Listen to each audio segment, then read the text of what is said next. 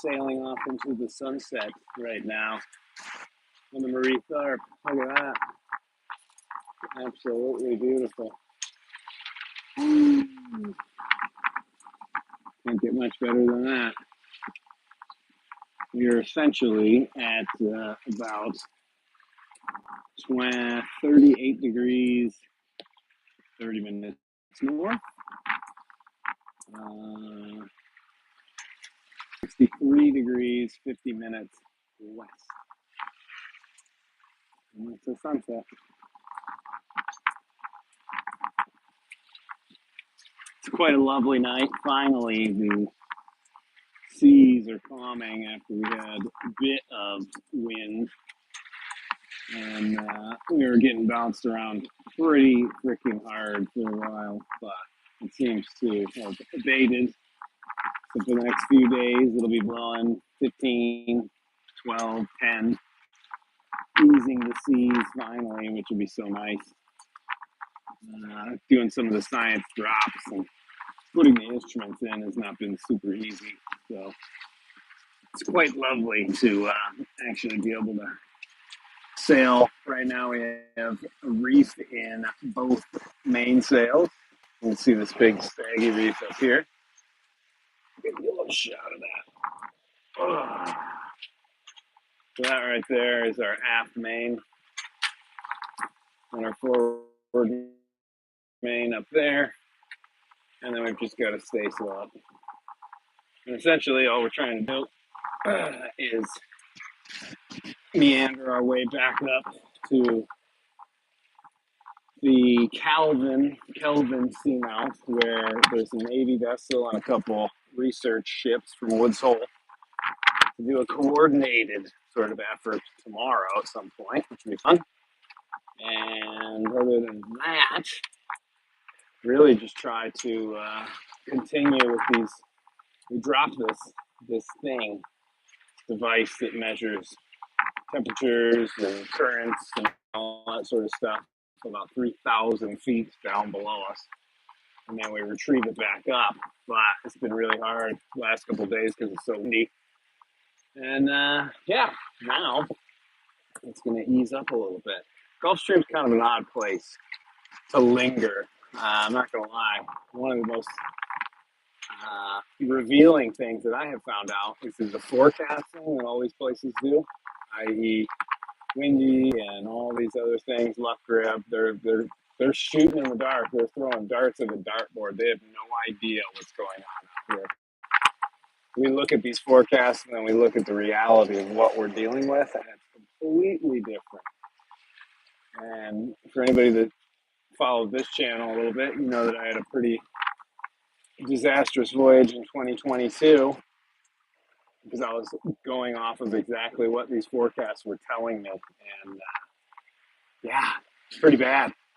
And I realized why, because these forecasts have no idea what the Gulf Stream is doing. So pretty crazy. Let's see. How do I do that?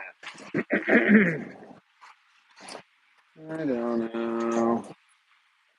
There's the chat thing.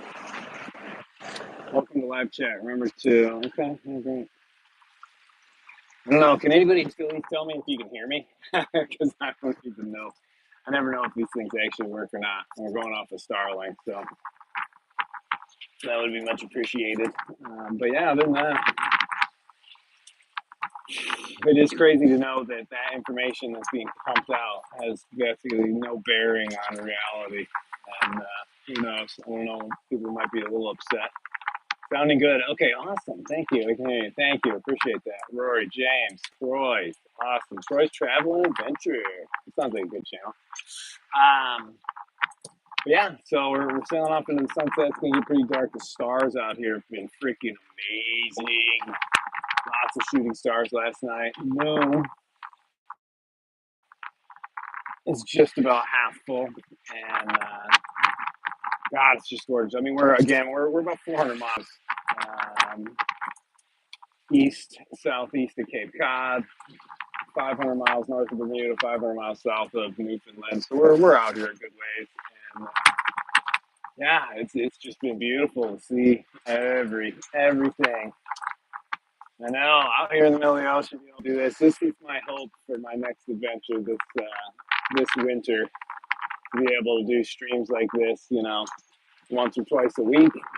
I gotta get the support to get the Starlink thing costs $1,000 a month to be able to really upload tons of stuff. So I'm working hard.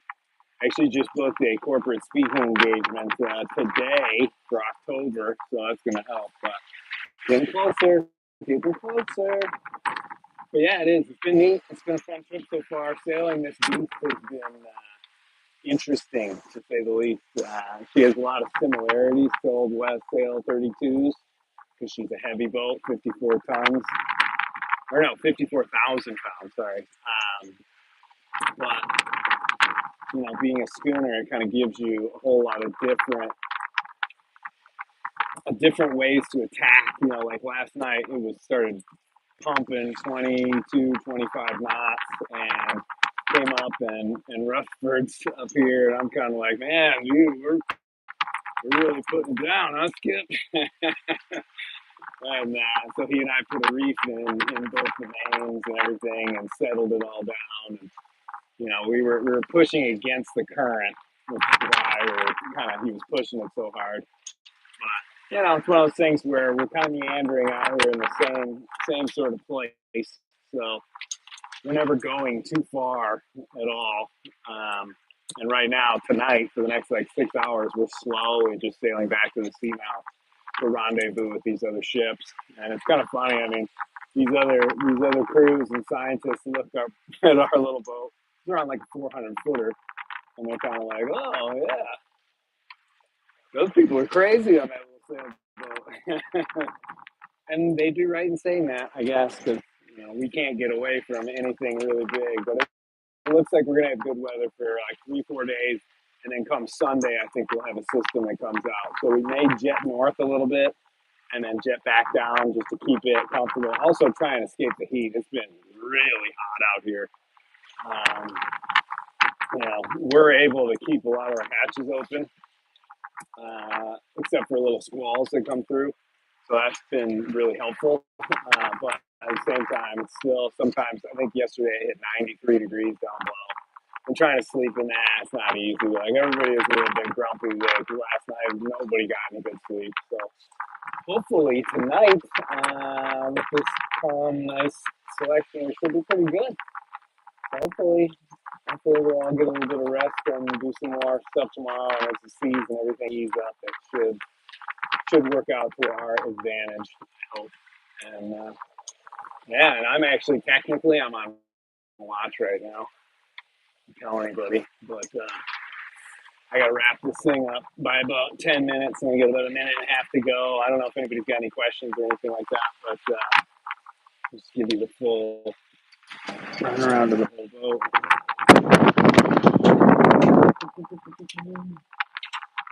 And it's a lovely clouds. Beautiful, isn't it?